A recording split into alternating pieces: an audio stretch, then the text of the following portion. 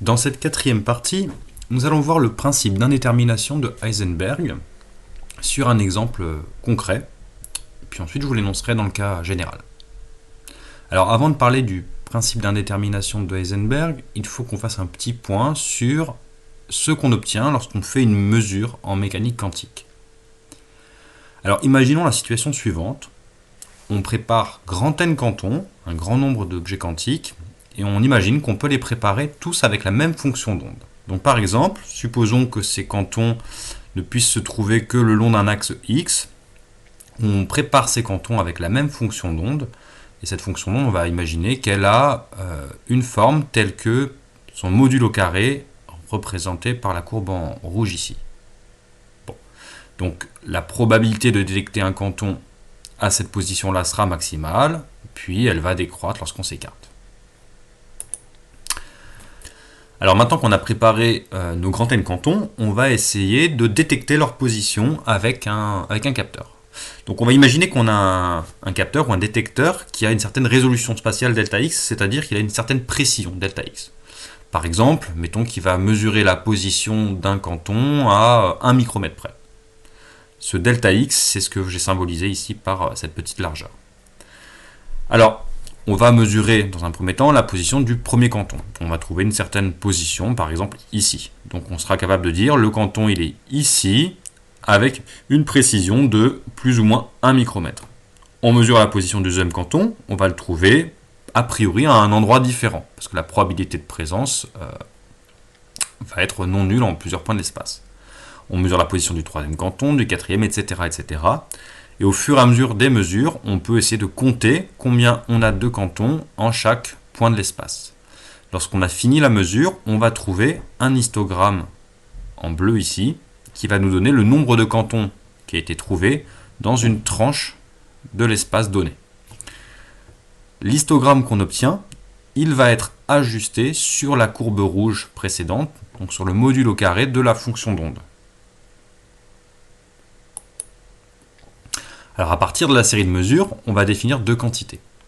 Premièrement, on va définir la position moyenne des cantons. La position moyenne des cantons, c'est la valeur moyenne de la position qu'on va trouver après l'ensemble de mesures. On peut voir que les mesures qu'on a faites, elles sont dispersées autour de cette valeur moyenne, et on va appeler indétermination quantique de la mesure la demi-largeur de la courbe qu'on obtient. Donc la largeur totale ici, ce sera 2 fois l'indétermination quantique sur la mesure.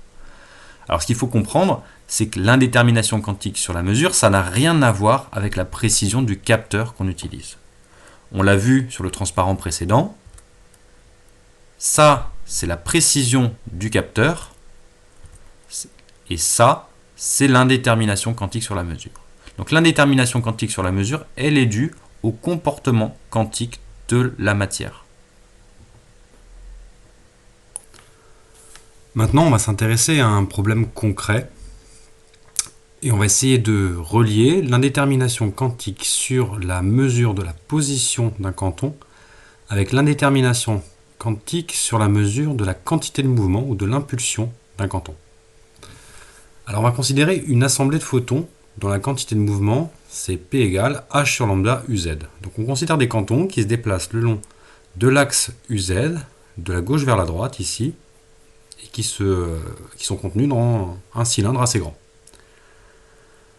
Sur le trajet de ces cantons, on va placer un écran percé d'une fente de largeur A. Alors pourquoi est-ce qu'on fait ça? Ce qu'on va essayer de faire, c'est que en forçant les cantons à passer par la fente, on va imposer leur indétermination quantique sur la position.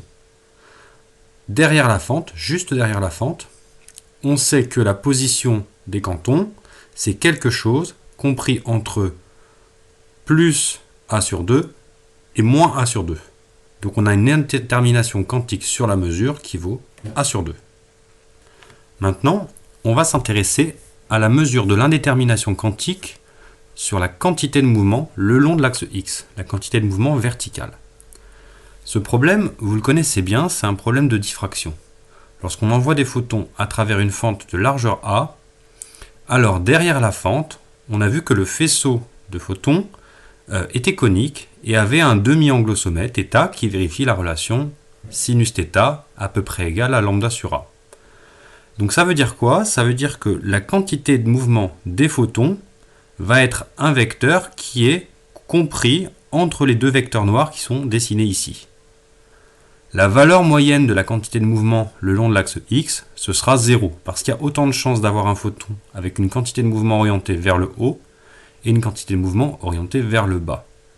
Et l'indétermination quantique sur la mesure de quantité de mouvement verticale, ce sera la valeur de la projection du vecteur noir qu'on voit sur la figure sur l'axe X. Ce vecteur noir, il a comme norme P égale à H sur lambda, et donc sa projection verticale, ce sera P sinus θ. Donc si on résume, juste après la fente, on a une indétermination quantique sur la position verticale qui vaut A sur 2, et on a une indétermination quantique sur la mesure de quantité de mouvement vertical qui est P sinus θ. D'après la loi de la diffraction, je l'ai rappelé tout à l'heure, on a sinus θ qui est à peu près égal à lambda sur A. Donc si on remplace dans la relation d'indétermination quantique sur la quantité de mouvement, on obtient delta Px égale P lambda sur A. Et P lambda, c'est la constante de Planck H d'après la relation de De Broglie. Du coup, si je fais le produit de l'indétermination quantique sur la position par l'indétermination quantique sur la quantité de mouvement le long du même axe, je trouve H sur 2. Les A se simplifient dans le calcul.